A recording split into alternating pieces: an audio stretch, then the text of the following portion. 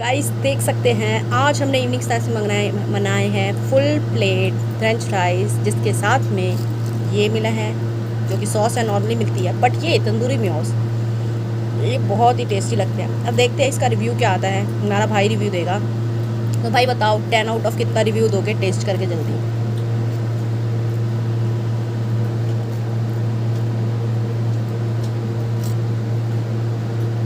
तो गाइस इस पे कोई कमेंट नहीं करेगा कि प्लेट नहीं ली है, क्योंकि हम पानी बचा रहे हैं इसीलिए।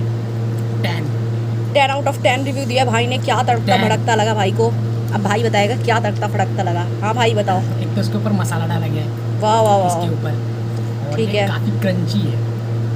सॉस का तो कहना ही नहीं, एक नंबर। और जो ये वाली सॉस है मेयोनीज गाइस, ये वाली तंदूरी मेयोनीज एक नंबर है। तो गाइस देख सकते हैं ये है रिव्यू। अगर आपको पसंद आए तो do like share and subscribe and thank you for watching.